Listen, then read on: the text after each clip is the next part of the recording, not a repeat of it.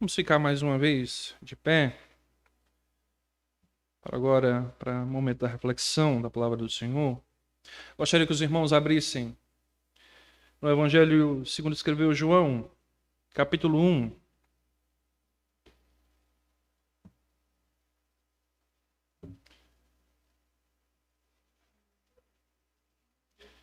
Evangelho segundo escreveu o apóstolo João, capítulo 1. Vamos ler o verso de número 10 até o verso de número 13.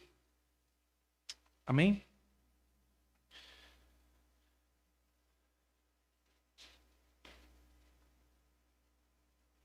E diz o nosso texto: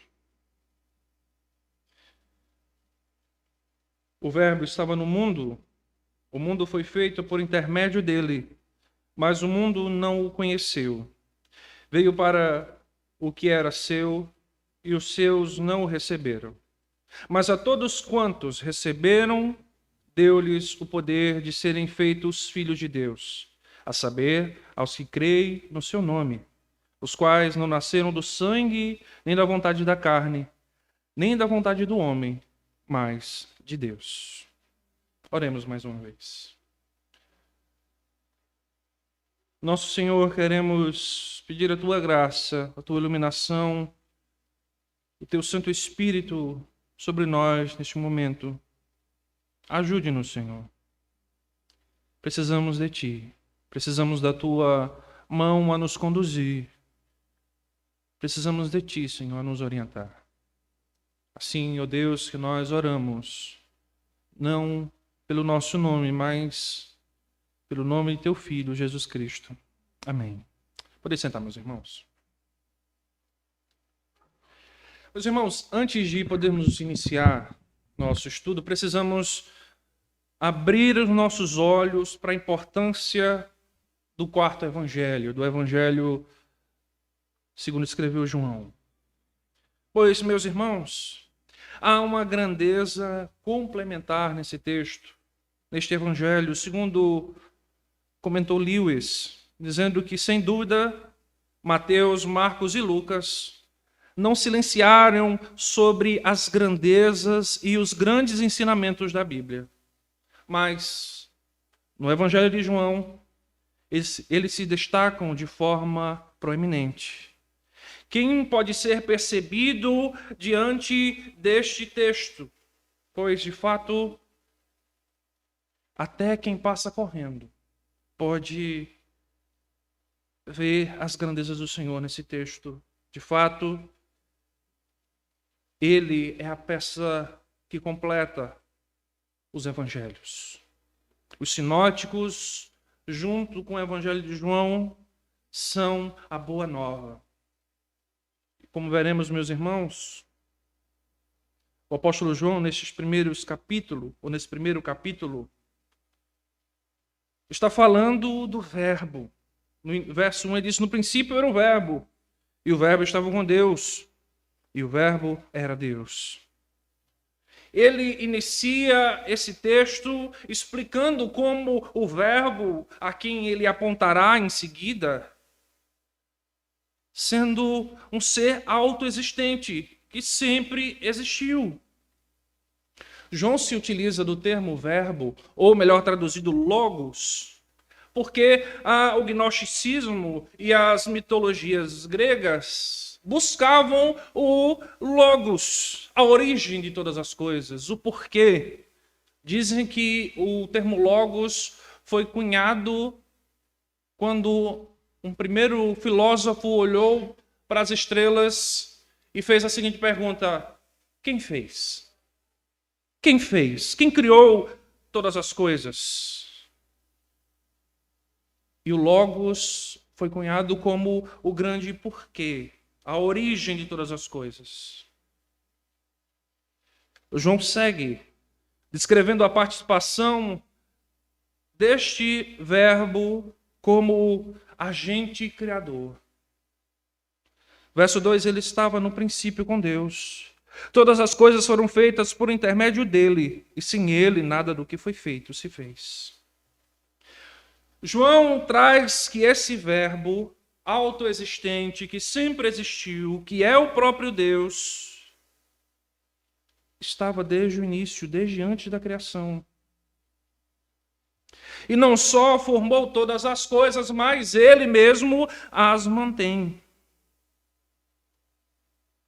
Veja o texto. E sem ele, nada do que foi feito se fez. Este ser autoexistente é o próprio Verbo, que é Cristo. Ele que não só aqui dá a vida, mas também a mantém. Sem Cristo, sem o Verbo, a vida criada não se manteria de pé. A vida criada, por mais bela, por mais grandiosa, não poderia se manter se o Verbo houvesse apenas criado e deixado a sua criação aquém. João também, meus irmãos, no capítulo 1, faz afirmações iniciais sobre o precursor. Nós já falamos aqui em tempos passados sobre João Batista. Para esclarecer a quem quer que fosse que haviam distinções muito claras entre João Batista e o Verbo, que era o Cristo. O evangelista também fala sobre a missão deste antecessor, em levar a mensagem da luz para o mundo, antes que a verdadeira luz viesse. Veja o verso 4, a vida estava nele, e a vida era a luz dos homens. A luz resplandece nas trevas, e as trevas não prevalecem contra ela. Houve um homem enviado por Deus, cujo nome era João. E este veio como testemunha, para que testificasse a respeito da luz, a fim de todos virem a crer por intermédio dele. Contudo, ele não era luz, mas veio para que testificasse da luz. Quando o evangelista João escreve este evangelho, já havia se passado muito tempo da ascensão de Cristo e também da morte de João Batista. Mas haviam grandes mistérios e algo como um culto a João Batista surgindo ali e resistindo. Por isso, o evangelista é bem taxativo. João Batista veio de fato para anunciar acerca da luz, mas ele não era luz. Ele veio a anunciar a respeito da chegada da verdadeira luz. E isso, meus irmãos, nos aponta para o estado do mundo cego e perdido numa escuridão de incredulidade. Por isso, João precisou ser aquele mensageiro anunciando acerca da chegada da luz. Queria irradiar o mundo e trazer uma nova esperança para a humanidade. O mundo estava entregue numa terrível escuridão de incredulidade. Paulo escrevendo aos Coríntios, ele diz: o Deus desse século cegou o entendimento dos incrédulos, para que lhes não resplandeça a luz do evangelho da glória de Cristo, a qual é a imagem de Deus. Esse mundo está totalmente entregue na escuridão do caos e da descrença. E agora, meus irmãos, em nosso texto que lemos, vemos o evangelista ressaltar as marcas da vinda do Verbo ao mundo, retratando três importantes fatores, três importantes pontos sobre a chegada do Verbo ao mundo. Em primeiro lugar, meus irmãos, lemos que o Verbo estava no mundo. E aqui o verbo estar no mundo expressa toda a conclusão expressada nos textos antigos. Todas as promessas aqui estão resumidas em o verbo estava no mundo. A chegada do Messias era esperado por grandes multidões. E o evangelista resume: o verbo estava no mundo. O verbo estava no mundo, o qual criou. Ele agora está entrando na história como a revelação encarnada. O Deus homem, o Messias prometido. Paulo também escrevendo aos Colossenses fala sobre essa revelação encarnada. Ele diz lá em Colossenses 1:26, o mistério que esteve oculto durante séculos e gerações, mas agora foi revelado aos seus santos. Aqui, finalmente, a luz havia chegado ao mundo. A verdadeira luz finalmente estava entre os homens. A verdadeira luz estava agora brilhando em meio àquela escuridão. E quanto mais escura a noite, mais a luz brilha. Quanto mais escuro e perverso o mundo, mais a essência da verdadeira luz brilhou neste mundo, porque o Verbo estava no mundo. O Emanuel estava conosco. O Verbo estava no mundo. Tantas lágrimas, tantas vidas morreram esperando a chegada do Messias, e ele agora finalmente estava no mundo. Finalmente todas as promessas se cumprem em Cristo, no Verbo. Porém, meus irmãos, devemos, antes de tudo, entender que a encarnação do Verbo e sua introdução na história como o Deus encarnado, Deus entre os homens, não pode significar, meus irmãos, que o Verbo não estivesse, de alguma maneira, revelado ao mundo. Não é aqui que Jesus está estreando na sua existência. Jesus não passa a existir aqui em sua encarnação, e João já havia tratado disso. No princípio era o Verbo, e o Verbo estava com Deus, e o Verbo era Deus. João deixa bem claro que este Verbo que aqui surge na história como ser encarnado não é mais uma criatura criada, não é mais um ser que passa a existir pelo nascimento, não é. Ele é o verdadeiro Deus que tomou forma humana e passa a habitar entre os homens. Barclay, comentando esse texto, diz que o Verbo não é uma parte do mundo que passa a existir no tempo. O Verbo estava com Deus na eternidade antes do tempo. O Verbo é Deus. O Verbo é o agente divino da criação e do universo. Foi ele quem trouxe à existência as coisas que não existiam. Deus disse: haja luz e houve luz. O Verbo, este Verbo, agora que estamos vendo no mundo, é a palavra criadora de Deus. Por quem todas as coisas foram feitas, o Logos buscado pela filosofia. A mente inteligente criadora. Por isso não podemos entender que Jesus surge aqui. No verso 3 que já lemos, nós vemos que todas as coisas foram feitas por intermédio dele. E na parte B do verso 10, nós vemos também, o mundo foi feito por intermédio dele. Isso implica em dizer, meus irmãos, que já era possível conhecê-lo de alguma maneira, ainda que não plenamente. Mas o Criador poderia ser conhecido. E a isso chamamos de revelação geral. Aquilo, o exercício mental que os filósofos faziam, olhando para os astros. Os primeiros pensadores compreendiam que havia algo poderoso o suficiente para criar este mundo.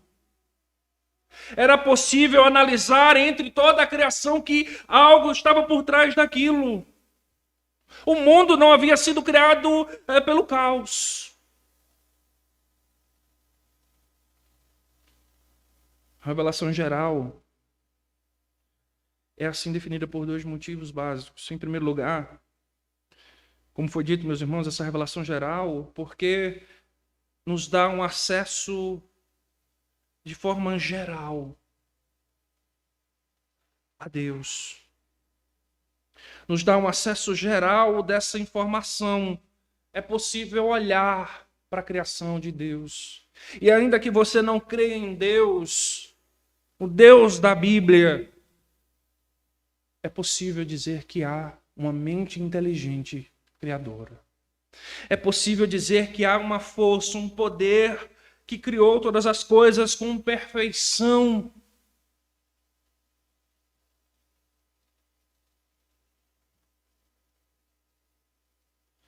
Por isso Sproul disse que o mundo inteiro é a audiência de Deus.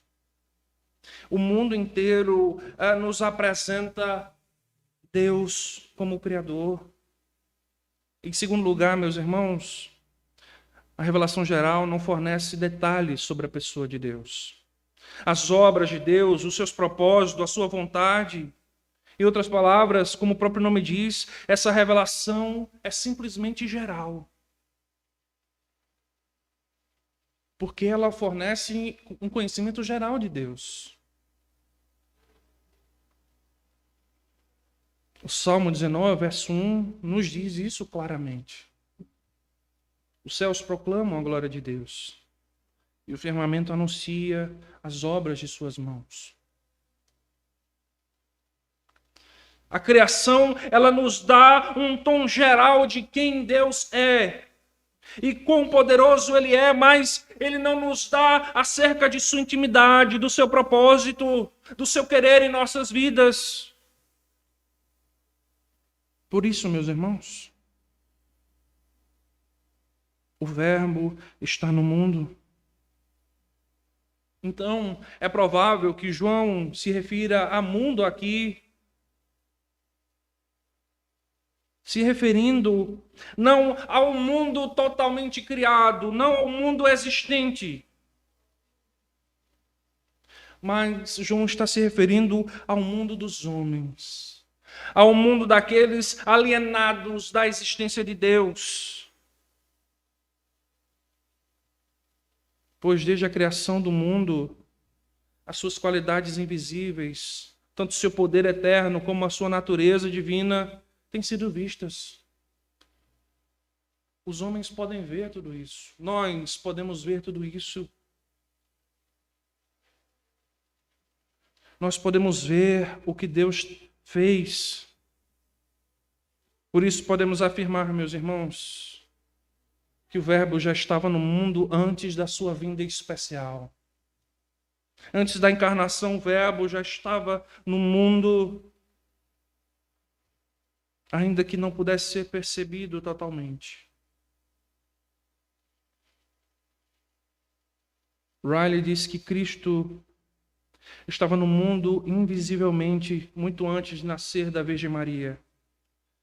Ele estava desde o começo reinando, ordenando e governando toda a criação. Ele é antes de todas as coisas. Ele deu a vida ao mundo. Deu a vida a todas as criaturas. Deu chuva do céu. E deu estações frutíferas. Por ele todos os reinos governam. Todas as nações se levantam ou são destruídas. Mesmo assim, meus irmãos, as pessoas não conhecem. Veja, justamente isso que João diz. O Verbo estava no mundo. O mundo foi feito por intermédio dele. Mas o mundo não o conheceu. João nos diz que este mundo não conheceu o Verbo. E vejam, meus irmãos, que a partir da chegada do Verbo no mundo, não haviam mais sombras. Não haviam mais vultos, tipos. Agora, o próprio Verbo, o próprio Deus está revelado no meio dos homens. Não há agora paredes e véus, porque Deus agora está no meio do povo. Deus estava agora se revelando ao seu povo como luz do sol ao meio-dia. Ainda assim houve no mundo quem não o conhecesse. Paulo, escrevendo aos Romanos, capítulo 1, verso 28, nos diz justamente as consequências deste desconhecimento. Romanos 1, verso 28, ele diz: por haverem desprezado o conhecimento de Deus, o próprio Deus os entregou a uma disposição mental reprovável para praticarem coisas inconvenientes. O mundo não conheceu a luz que estava no meio deles, brilhando, irradiando. Por isso Deus os entregou às suas próprias paixões. Deus os entregou aos seus próprios desejos.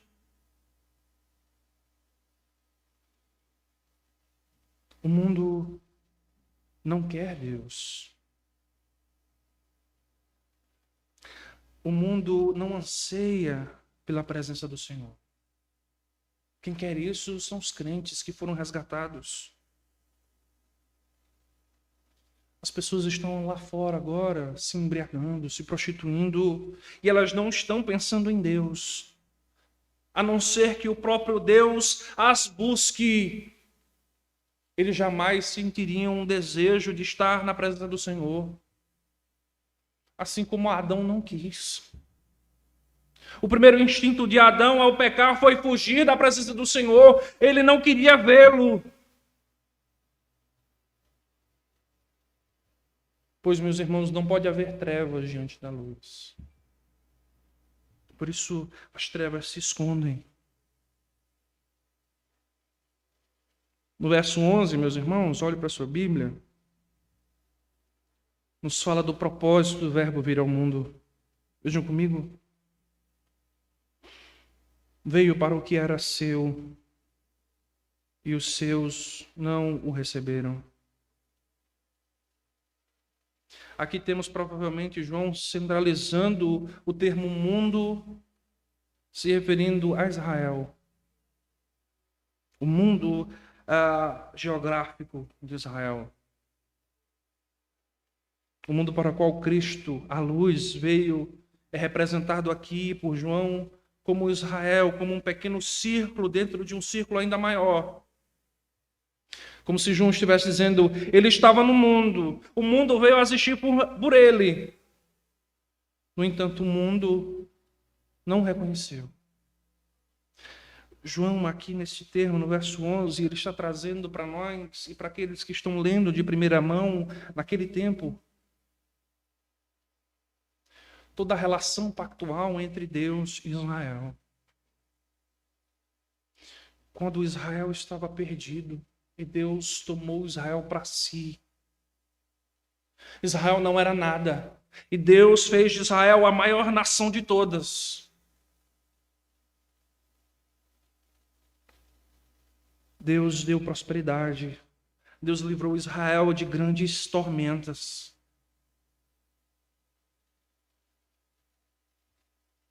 Deus disse a Israel, você será meu povo e eu serei o seu Deus. E João agora resume tudo neste verso 11. Veio para o que era seu, e os seus não o receberam. O mundo não o conheceu. Ele veio para a sua própria casa, mas o seu povo não o quis. Ele veio para os judeus, o povo que escolheu, revelou a si mesmo pelos profetas.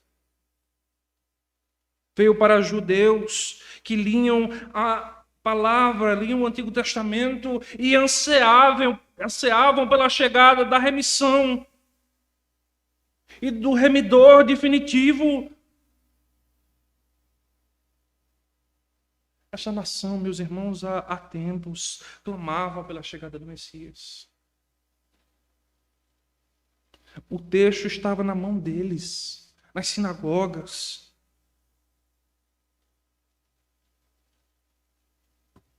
Mas assim mesmo, quando o Messias chegou, quando o Verbo estava no mundo, os judeus não o receberam. Eles rejeitaram e desprezaram e pregaram numa cruz. Jesus veio para o que era seu e os seus não o receberam. Embora presente, Jesus foi rejeitado. Embora onipotente, foi desconhecido. Embora tenha amado o seu povo, foi por eles rejeitado. Entretanto, meus irmãos, como veremos, esse evangelho não apenas se refere à tragédia da incredulidade. Se esse texto encerrasse aqui, nós devíamos apenas agora nos rasgar em lágrimas, pois seria terrível. Se o evangelista João tivesse encerrado o seu evangelho aqui, as nações deveriam agora estar arrancando seus cabelos, estar chorando, estar rangendo seus dentes, porque não haveria mais esperança.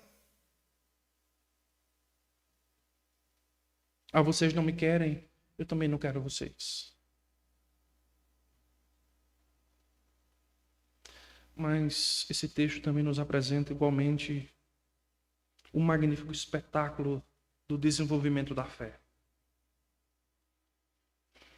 E sobre isso, meus irmãos, Carson diz, quando João nos diz que Deus ama o mundo, isso representa um caráter acerca do próprio Deus e não da nação.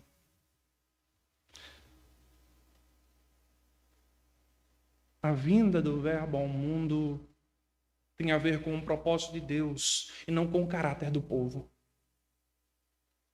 E, meus irmãos, se fosse o contrário, ai de nós. Se o caráter do povo testificasse acerca do que aconteceria depois, coitado de nós. Miseráveis, estaremos agora no inferno.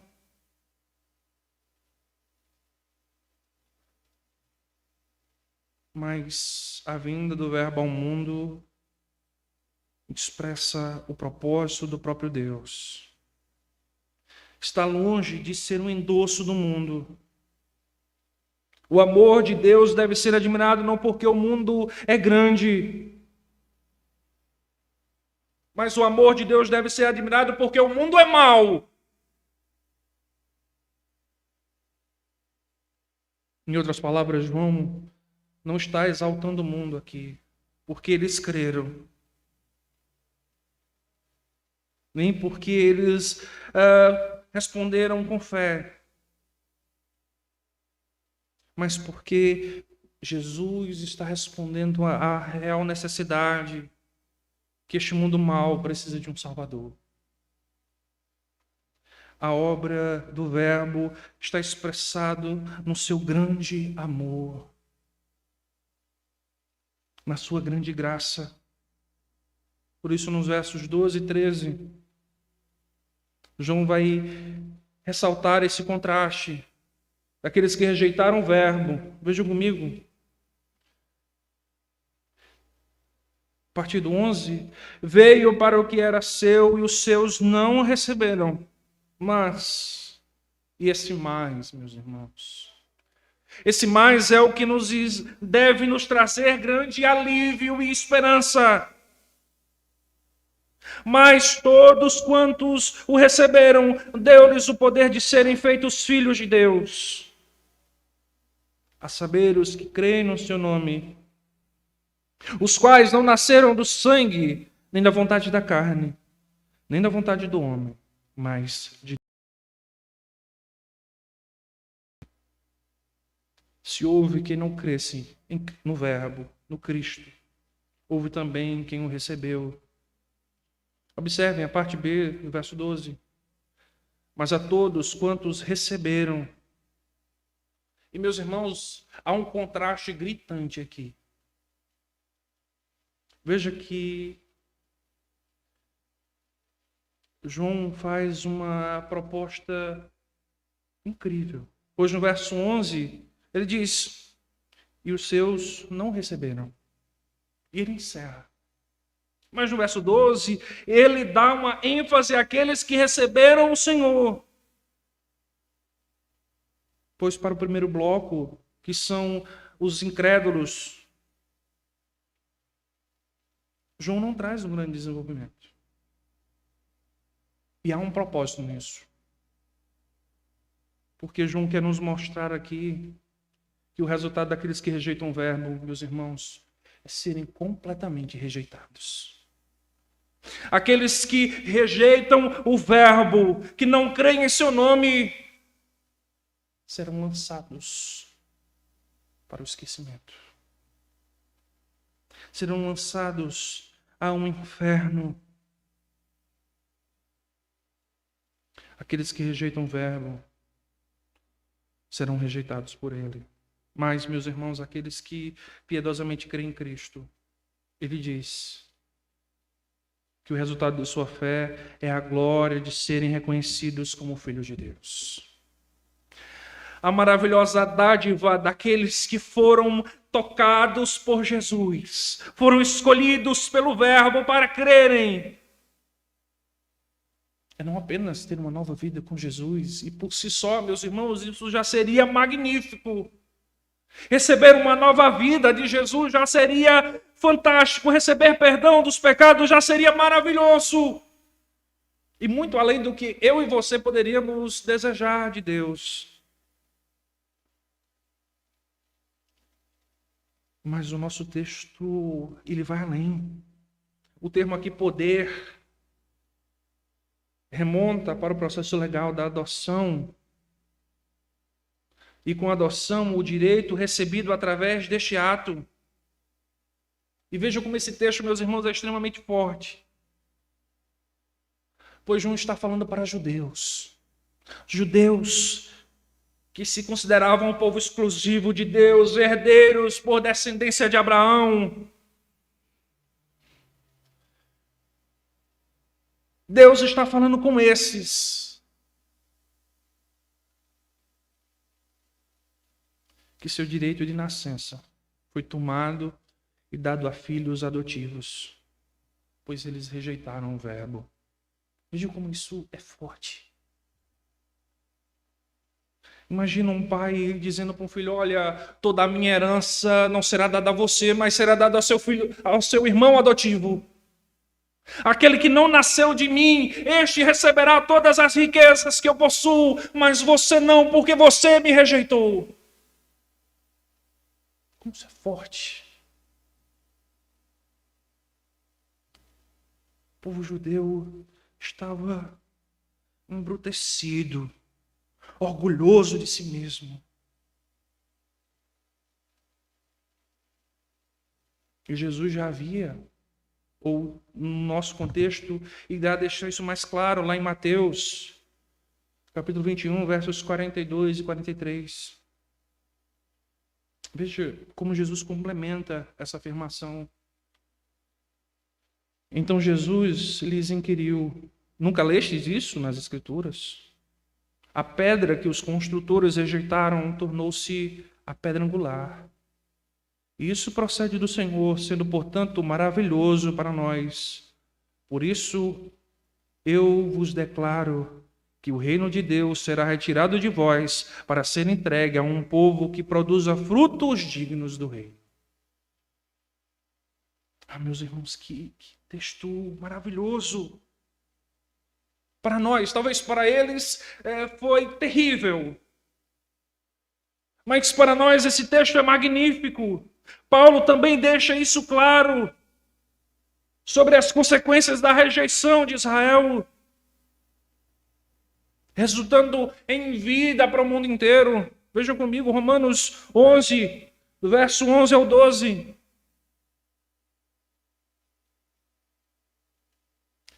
E Paulo diz: pergunto, pois, porventura tropeçam para que caíssem? De modo nenhum, mas pela sua transgressão veio a salvação aos gentios, para pô-los em ciúmes.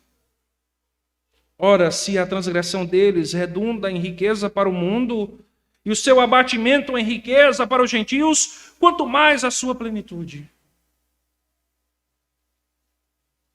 Meus irmãos, que maravilha! Aqueles que não quiseram deram lugar àqueles que o Senhor quis.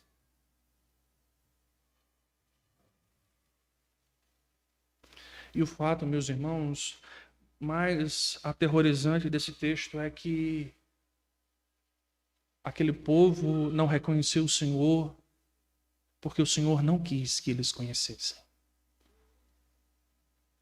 Como se para alguns a luz não acendesse. Como para alguns os olhos continuassem ainda fechados. Mas para aqueles que o Senhor quis, para aqueles que o Senhor escolheu como seus eleitos, como seus filhos, estes foram tocados pela luz do Evangelho. Estes foram iluminados e retirados das trevas. Pois, meus irmãos, não há ninguém que possa fugir das mãos do Senhor. Não há ninguém que possa fugir do seu amor, este amor constante e eterno de um Deus que não muda. Estamos estudando isso com os adolescentes. Os atributos incomunicáveis de Deus incluem a sua imutabilidade. Mesmo Deus que criou o mundo é o mesmo Deus que se relaciona conosco hoje. Estes não o conheceram porque Deus não quis se dar a conhecer. Deus não quis se dar a estes, mas se quis dar a gentios, como eu e você. Um povo que não nasceu da linhagem de Abraão. Um povo gentil, perdido, sem esperança. E o Senhor nos amou. E João deixa claro algumas questões que precisam ser inculcadas em nossas mentes. A primeira, meus irmãos, é que se compreendermos esse texto, nós entenderemos que há uma verdade que precisa ser dita. Nem todos, escuta o que eu estou dizendo, nem todos são filhos de Deus.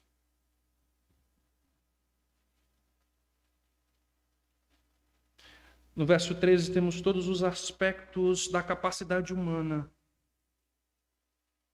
Vejam o que o evangelista diz: os quais não nasceram do sangue, nem da vontade da carne, nem da vontade do homem, mas de Deus. Não é o sangue, nem a descendência, nem tampouco a criação que nos garante a filiação com Deus. Pelo ponto da criação, no máximo, podemos nos considerar como criaturas ou criações da mão de Deus. Sem o Verbo no mundo, meus irmãos, somos apenas criaturas. E o mundo tende se enganado com uma falsa verdade. Eu sou filho de Deus.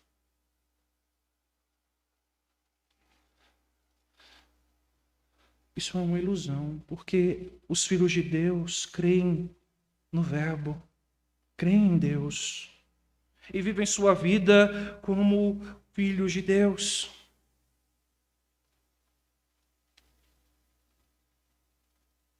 Os que creem, meus irmãos, são libertados das trevas para a luz, através da graça da adoção.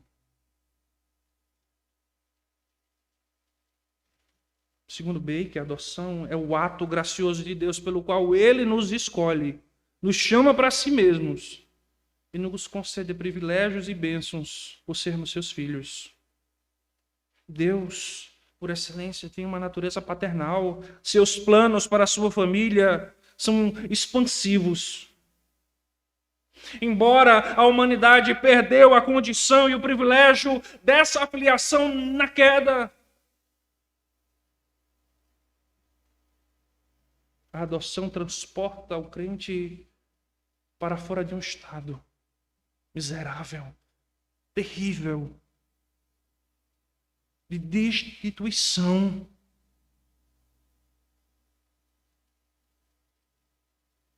Como um galho quebrado que estava prestes a morrer. Mas o Senhor vai lá e o enxerta novamente.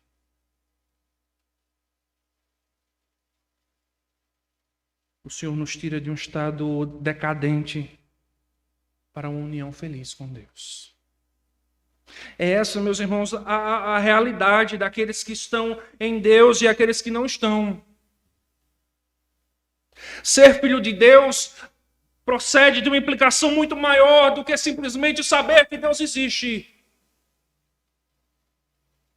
E a maioria das pessoas, meus irmãos, sabe da existência de Deus. Como eu disse, a própria natureza proclama a existência do Senhor, de um Criador. Mas só este conhecimento não é suficiente para nos integrarmos como filhos de Deus. Como eu disse, isso é possível através da adoção, do ato do próprio Deus em nos adotar. Isso, meus irmãos, nos leva à segunda questão. Pois o que nos certifica como alguém possuidor do direito de ser chamado filho de Deus, João diz, todos quantos o receberam, deu-lhes o poder de serem feitos filhos de Deus. E é justamente isso, meus irmãos, a ideia de João aqui, no fato de dizer que receber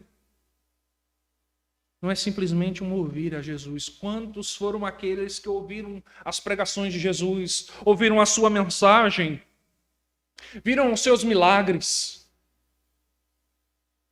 Assim como muitos hoje, meus irmãos, estão ouvindo mensagens do Evangelho, até gostam. Eu até gosto desse pregador. Eu até gosto de ouvir o louvor desse irmão. Mas não creem em Deus. Não vivem uma vida de fé.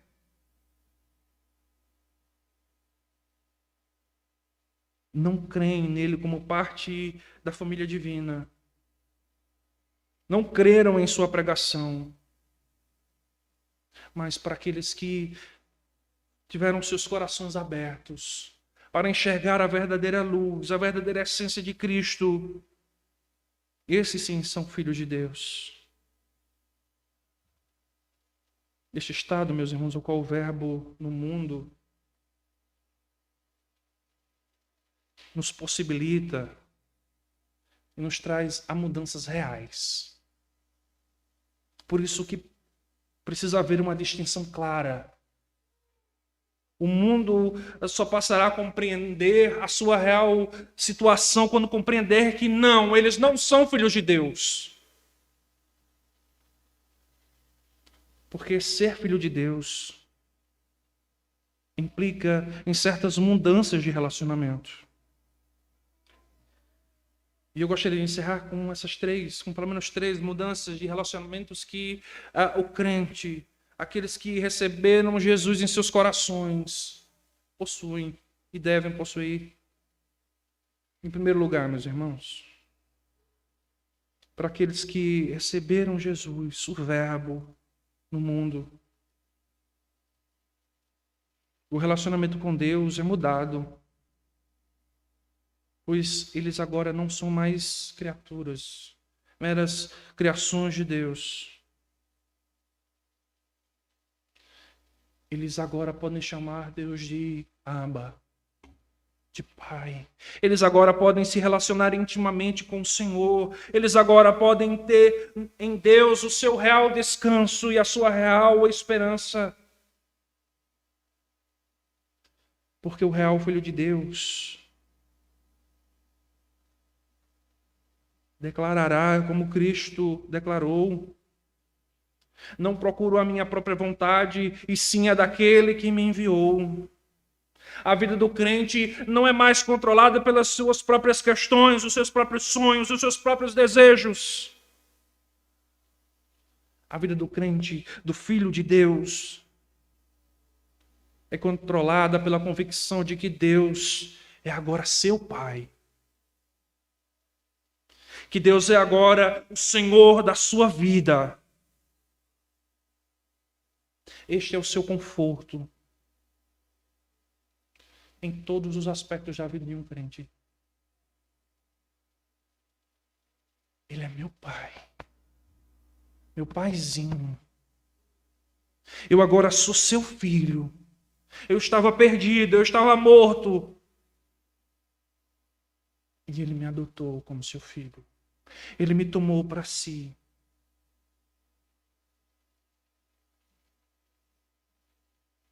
Veja, meus irmãos, Mateus, capítulo 6, verso 32.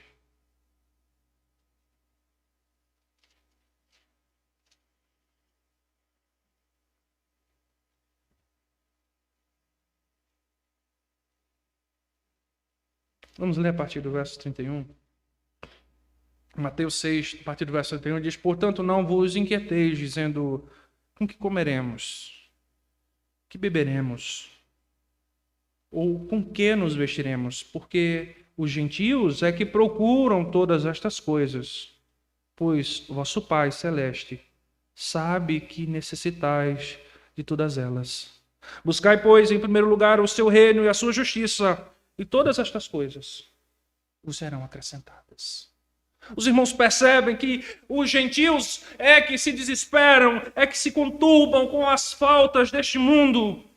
Mas os filhos de Deus permanecem com sua esperança no Senhor, porque sabem que o seu Pai proverá todas as coisas. E por isso ele confia na majestade do seu Pai.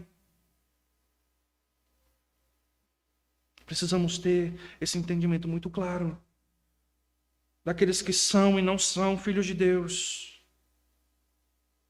Em segundo lugar, meus irmãos, o nosso relacionamento com o mundo também é mudado. Pois o nosso relacionamento com o mundo agora se torna algo conturbado.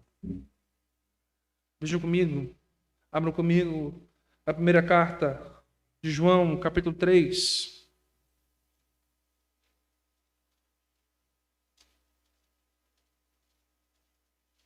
Primeira carta de João, capítulo 3, verso 1.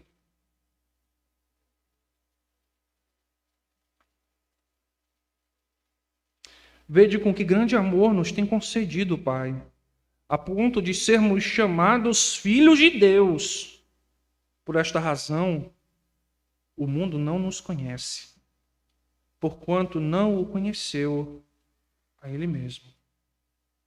A relação do Filho de Deus não é uma vida de intimidade com as coisas do mundo. Ele não se relaciona da mesma maneira que os ímpios se relacionam, com prazer e alegria pelo pecado que o mundo comete.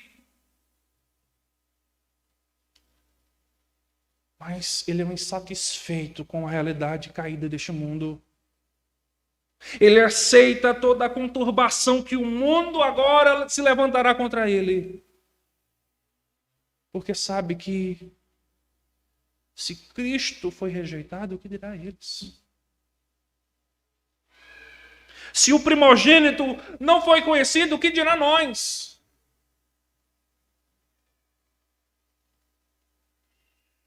Além disso, esse relacionamento com o mundo faz com que o crente continuamente lute para transformar o mundo e não ser transformado por ele. Pois apesar de viver no mundo, ele precisa viver, mas ele jamais aceitará ser do mundo.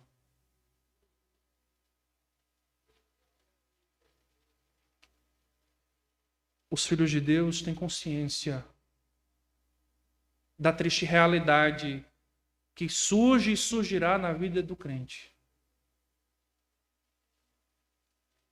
Talvez, em algum momento da nossa realidade brasileira, sobrevenha nas nossas vidas uma perseguição. Talvez, e eu estou dizendo, um projeto contra o povo de Deus. Talvez alguns já estejam maquinando uma possível perseguição contra você, crente.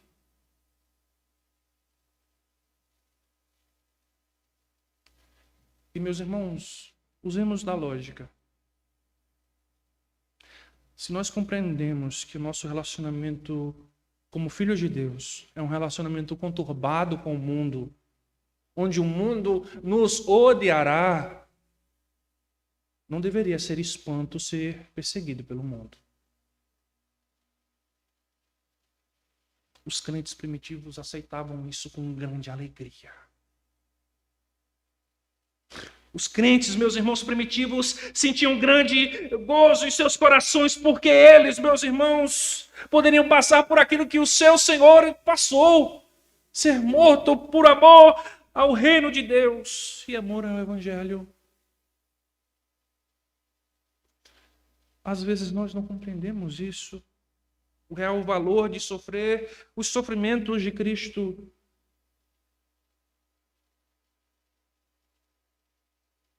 Nós nos queixamos por tão pouco.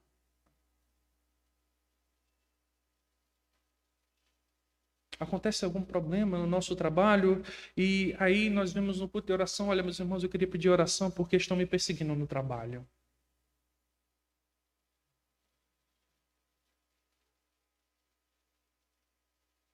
Olha, eu quis trazer um folheto lá para o meu chefe e ele não aceitou. Aí você, olha, eles estão me perseguindo, as pessoas não amam. Meus irmãos, essa é a realidade do crente.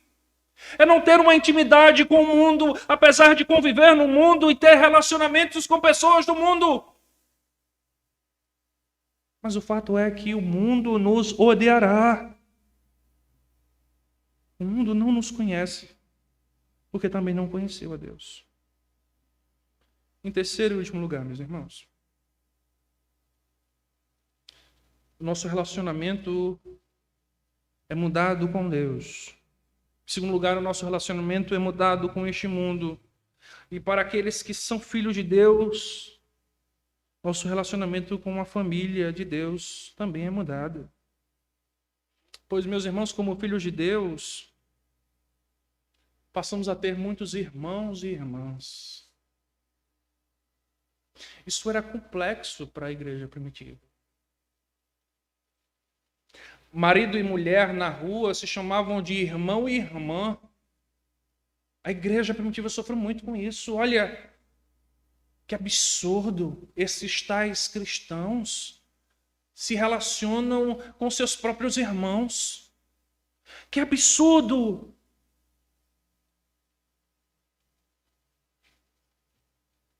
Porque para aqueles que são tomados como filhos, que recebem o poder de ser chamados filhos de Deus, passam a ter uma nova realidade, no cerne da família de Deus.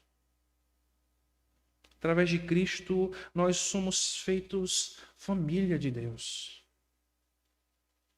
E eu sei, meus irmãos, que o conceito de família em nossos dias é muito conturbado. Para muitos, ter um parente é bom quando ele está longe.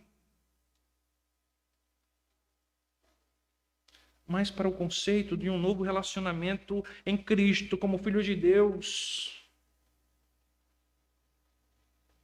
há um princípio de uma verdadeira e plena união. Conforme o crente é unido a Deus em Cristo, ele também é unido a todo o povo de Deus. Veja o Evangelho de João, capítulo 17. Estou já encerrando, meus irmãos. João 17, verso 21.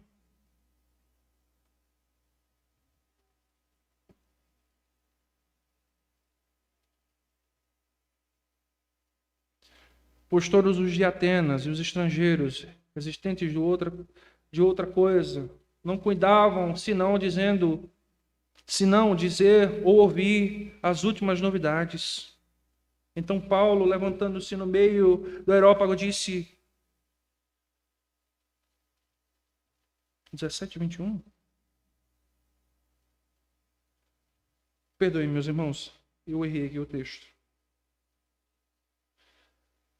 Vamos para Salmos. Vamos pular esse texto, depois nós voltamos a ele, se for possível. Salmo 133, verso 1. Este texto nós recitamos muito.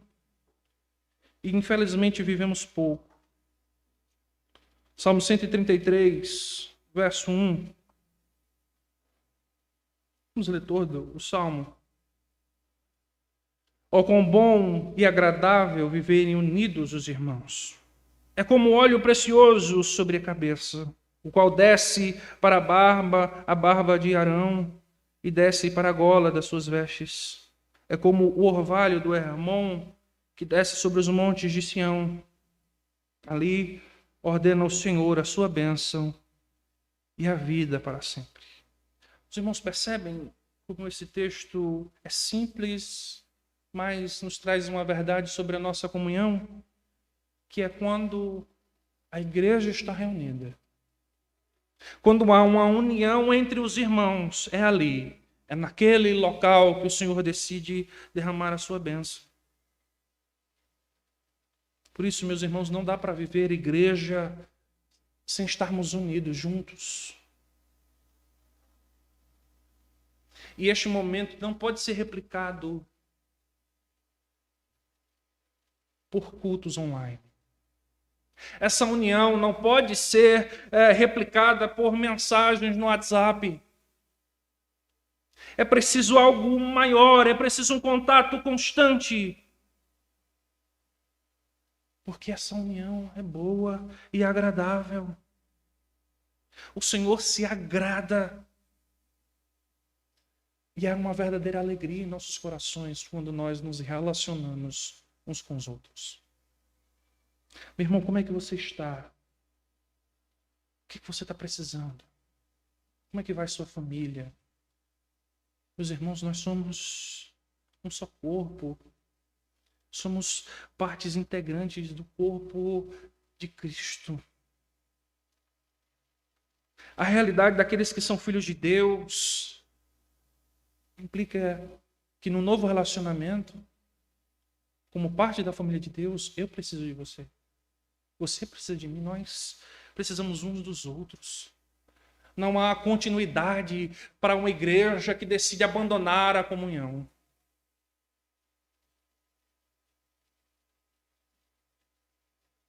Por isso, meus irmãos, nós precisamos compreender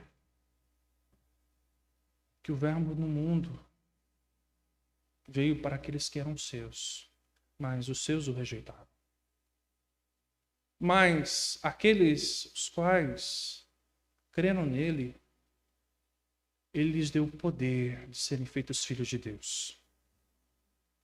E esses filhos, meus irmãos, são diferentes do mundo. Esses filhos são essencialmente contrários a tudo que o mundo representa. Por isso que eu e você precisamos entender isso. E vivermos uma vida plenamente descansados no nosso Pai. Nosso Pai, meu, de vocês. Amém, meus irmãos? Vamos ficar de pé.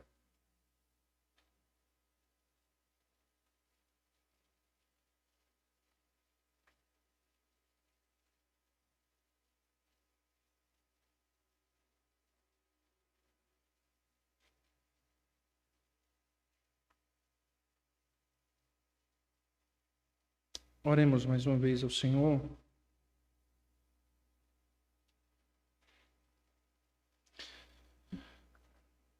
Senhor, queremos, como teu povo, como irmãos e irmãs em Cristo Jesus,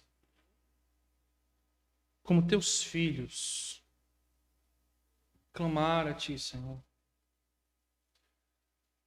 para que o Senhor faça-nos reavivar essas verdades em nossos corações. As dificuldades deste mundo, Senhor, nos fazem temer, nos fazem agir como o mundo age, desesperado. Mas nós temos o Senhor. A nossa paz está em Ti, a nossa esperança está em Ti, Senhor. Por isso, Senhor, nos dias difíceis, que a mensagem do Teu Evangelho transborde em nossos corações e nós nos relembremos que O Verbo veio ao mundo. O Verbo nos salvou. Jesus Cristo nos salvou. E nos fez filhos e filhas do Senhor. Nos ajude, Senhor, a compreendermos que este mundo nos odeia. Que este mundo, mais cedo ou mais tarde, se levantará contra nós. Nos ajuda, Senhor, a estarmos firmes em nossa fé. Firmes no Senhor. Como filhos que diante do medo segurou ainda mais forte a mão do seu Pai. E nos ajude, Senhor, a viver uma vida de comunhão uns com os outros. Que esta pandemia, Senhor, que nos impossibilita de um relacionamento mais próximo, não seja motivo, Senhor, para que nós, como teus filhos, não nos amemos uns aos outros. Não ansiemos pelo bem uns dos outros. E não cuidemos bem uns dos outros. Nos ajuda, Senhor. É assim que oramos por teu Filho amado Jesus. Amém. Amém, meus irmãos. Meus irmãos, vamos nesse